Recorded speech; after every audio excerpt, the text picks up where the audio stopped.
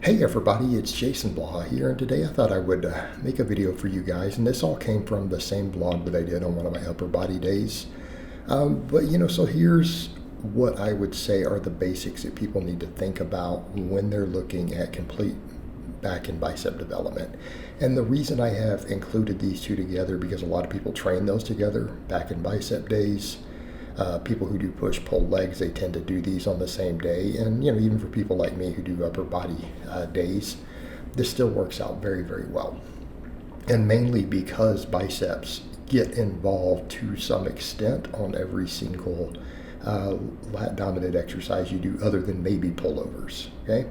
So let's get into the topic here of what we're looking at. What are we trying to achieve with these different movements? Because I have 4 exercises in here, and I will go so far as to say that these 4 exercises can absolutely fully develop pretty much all of your back, other than maybe your erectors, which almost fall under lower body anyway, and fully develop your pretty much forearms and biceps. Okay, because there's synergies between all these movements. So you guys will notice in this video I have 4 movements that I'm doing. I'm doing wide grip pull-ups. I'm doing a classic bent over barbell row, which again, you guys see my back when I'm walking away. I have pretty good back development. Biceps are lagging, which is one reason I include 2 bicep exercises because I need the extra work. You'll notice I'm doing a pretty strict barbell curl with a straight bar, and then you'll see me doing dumbbell curls. So let's think about all of the elements that we have here and what's being worked and why this works everything. Okay, for the back, I have a vertical pull and a horizontal pull. One of the things I want to notice, a lot of times people will say, but we could do chins and we'll work more biceps. And it's like, yeah, but curls probably do a better job.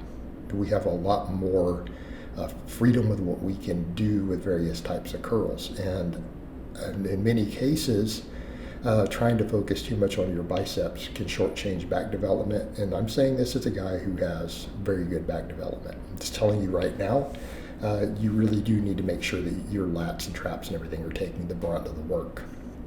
Right? It works out well. And I've seen a lot of overuse injuries from too many chin-ups. But that being said, I'm also a fan of chin-ups. I do think they're a great exercise. But top of the list, if you really want a wide back, and that's what we come from last. People talk about wide versus thick. You're not talking about this in the same muscle. It's the fact that the back has like 6 major muscles involved in it, and that's what we have to think about. A wide grip pull-up is, in my opinion, just about the best lat exercise you can do. I'm not saying there are other things that are not equal. It brings a lot to the table for the lats, the lower traps, all of that stuff. But that wide grip allows us to get a really deep stretch at the bottom. So even if you come down, even if you're using a stretch reflex, no matter what your mobility or anything is like, the lats are going to get a deep stretch on a wide grip pull-up. It is going to happen. I personally prefer to do it with a thumb over grip.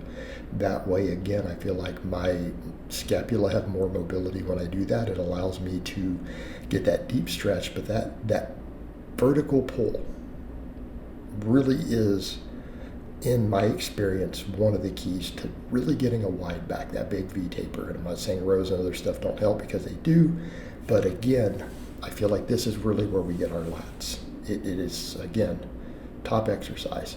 The other perk of the nice wide grip, it feels like it hits the posterior delts a lot, okay, the rhomboids and stuff very effectively. All right, you'll notice then after that, of course, I do a bent over row. Now we go over to a horizontal pull. And I'm showing you guys the versions I prefer because I think that they're great exercises. As long as you're replicating the same movement pattern, it doesn't have to be this exact lift. Okay, it doesn't have to be this exact lift. Notice I don't really like machines or any of that for back or any of that. I'm not a fan. I've built my back using basic big free weight and body weight movements. It's always worked well for me, and I'm comfortable with it. I'm very old school with that. But I'm not saying a lat pull down or a cable row don't have their uses. I'm not a big fan of always of the machines, though, unless we need to fully take load off the back, off the lower back for some reason, injury or something like that. And I feel like the machines allow too many people to almost cheat with partials. All right, but the bent over row, what do we get out of this? All right, we get the additional upper back work. Because the angle is different, it puts a larger focus on the entire trapezius, the rhomboid, the rear delts, possibly even the side delts to some extent. This is, again, helps upper back a little more, whereas in the pull down is more middle back. And we want to be clear here. Both work both areas. Just like, an incline bench and a flat bench both work the whole chest. There's a different emphasis. Okay? But with back, because there's more muscles involved, I think this is very valuable. This allows us to work two different angles, allows us to do this. The key with a row of any type is that stretch at the bottom. I am not a fan of rowing to the stomach, and I know lots of people do it. Again, I feel like it shortchanges some potential development, simply chasing bigger weights. I believe in rowing all the way to the chest. I'd like a nice solid range of motion. And really focus on that stretch at the bottom, making sure that your scapula spread apart at the bottom so that we get the lats and the traps and everything into a nice, good stretch. Works wonders. All right, biceps. You guys will notice I do a barbell curl. Keeping it fairly strict here, a couple of points. I try to extend all the way down to the bottom. I have the wrist cocked back just a little bit so that we don't turn it into a wrist curl. This is one of the things, Arnold Schwarzenegger told us this 40 years ago. People don't listen. The kids today don't realize that. So they all curl different than we did back in the day.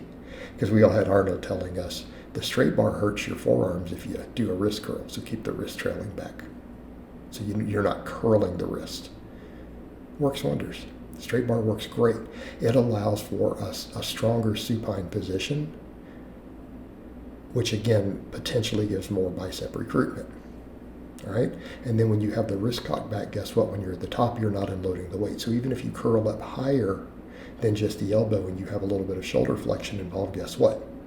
The load stays on the bicep. All right, works great. This is a great bicep base builder.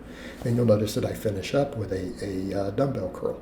And I do that to work all the functions of the bicep. Obviously, we know that what are the three functions of the bicep? The big one is the elbow, right? Flexion of the elbow.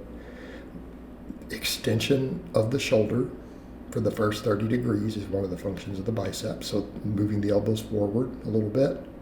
And then the supination and pronation of the wrist.